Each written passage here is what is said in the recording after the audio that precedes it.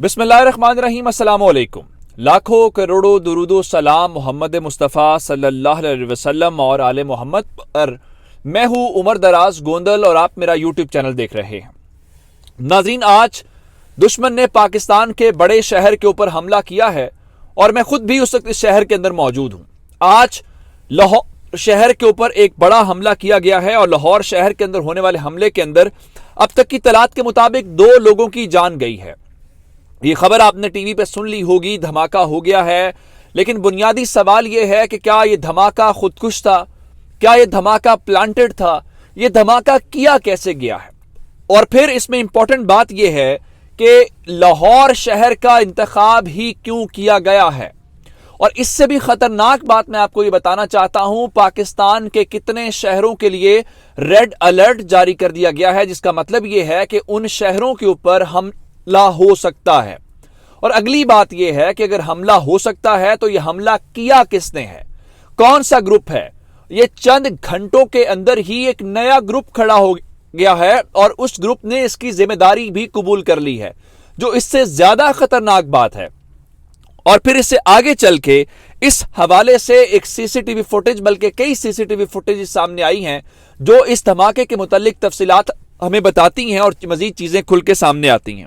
और फिर इन अचानक दहशतगर्दी के वाकयात में और इन चीजों के अंदर इतना इजाफा क्यों हो गया है, क्या फैक्टर है, आखिर क्या दुश्मन अचीव करना चाहता है, ये तमाम डिटेल्स आपको इस वीडियो के अंदर दूंगा। लेकिन अगर आपने अभी तक चैनल सब्सक्राइब नहीं किया और आप चाहते हैं कि आपको मुस्तनद और बरवक्त खबरें मिलती रहें तो हमारा चैनल सब्सक्राइब कर लीजिए, बेल आइकन के ऊपर क्लिक कर लीजिए ताकि हमारी आइंदा आने वाली वीडियोस बर वक्त आप तक पहुंचते रहे।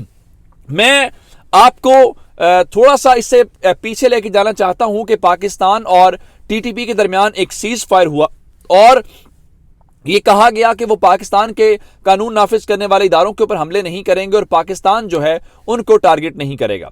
यह सीज फायर थोड़ा अरसा चलता रहा, लेकिन बाद में हमने देखा कि यह सीज फायर खत्म हो गया और पाकिस्तान के DGISPR ने कहा कि हम इस वक्त हालत जंग के अंदर हैं और टीटीपी के खिलाफ हम ऑपरेशन जारी रखेंगे। इस दौरान अफगानिस्तान के अंदर कुछ कार्रवाइयां हुई, जहां पे जो मुफ्ती नूर वली महसूद है उसके ऊपर एक कातिलाना हमला हुआ, मोहम्मद खुरासानी मारा गया जो तर्जुमान था, और इसके अलावा मौलवी फकीर के ऊपर टारगेट हुआ और दीगर कई लोग मारे गए। ये सारी बातें बताने का मकसद ये है कि जब ये कार्रवाइयां हो रही थी, वो भले ही नामालूम अफराद कर रहे हैं तो उसका एक रिएक्शन तो आना था और वो रिएक्शन एक्सपेक्टेड था। ऐसा नहीं था कि वो रिएक्शन जो है हम सोच नहीं रहे थे या हमारा ख्याल है वो आएगा नहीं। और इस सिलसिले में आज पाकिस्तान के इंटीरियर मिनिस्टर ने यह बात बता दी है। अब लाहौर के अंदर जो धमाका हुआ है मैं उसकी तफसीलात बता के बाकी ये बताऊंगा, ये धमाका किया किसने है, जिम्मेदारी किसने कबूल की है और धमाका हुआ कैसे है। अब तक जो डॉक्टर यास्मीन राशिद साहिबा हैं जो पंजाब की वजीर सेहत हैं, उनके मुताबिक 2 अफराद की जान गई है और इसमें 9 साल का मासूम बच्चा भी शामिल है। इब्तदाई तौर पे बताया गया उसका ताल्लुक कराची से है, अब बताया गया नहीं कराची से नहीं बल्कि वो कश्मीर से है। मजमूई तौर पे 26 अफराद जख्मी हैं और जो 26 अफराद जख्मी हैं उनमें से बताया गया है कि 3 खवातीन भी शामिल हैं। और इसका मजीद जो डिटेल्स हमारे सामने आई हैं, 1:45 के ऊपर यह धमाका हुआ और जो 1:45 पे धमाका हुआ है, इस धमाके के हवाले से मुख्तलिफ खबरें आई कि क्या ये कोई दहशतगर्दी का वाकया तो है ही है, तो क्या खुदकुश हमला है, जिस पे अब पुलिस ने इब्तदाई तौर पे जो इन्वेस्टिगेशन की है वो ये बता रहे हैं कि ये खुदकुश हमला नहीं है बल्कि ये प्लांटेड बम था। उसके सामने एक बैंक की, निजी बैंक की इमारत है और उस इमारत की पार्किंग के अंदर जो है उस बिल्डिंग के सामने सारा खेल हुआ है और धमाके की शिद्दत इस किस्म की थी कि 1.5 फुट का गड़ा वहां पे पड़ा है, जिससे आप अंदाजा लगा सकते हैं कि उसमें किस किस्म का बारूदी मवाद और क्या कुछ इस्तेमाल किया गया है।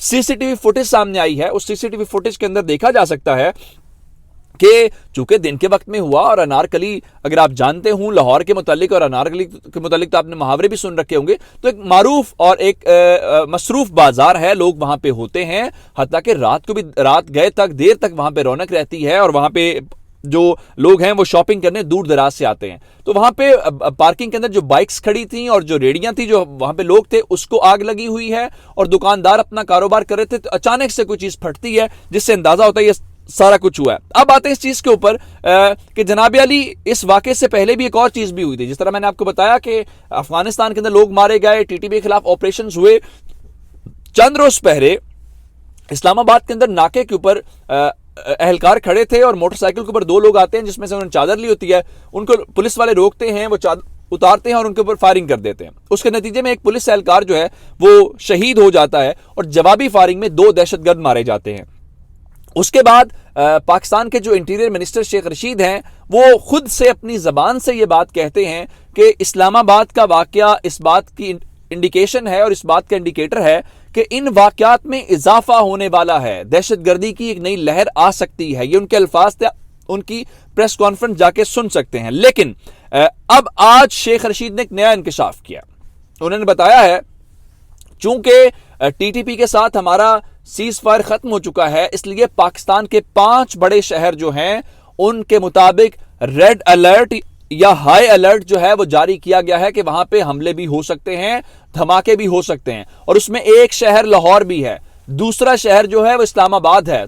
तो 2 शहरों के मुतालिक तो हमें तफसीलात मिल गई हैं। अब बाकी 3 शहर जो हैं उनके मुतालिक भी हुकाम को बता दिया गया है, यहां पे कार्रवाइयां हो सकती हैं और दुश्मन हमला कर सकता है। अब इस बात के ऊपर आते हैं कि ये हमला किया किसने है, इसके पीछे मकसद क्या है, आखिर दुश्मन अचीव क्या करना चाहता है।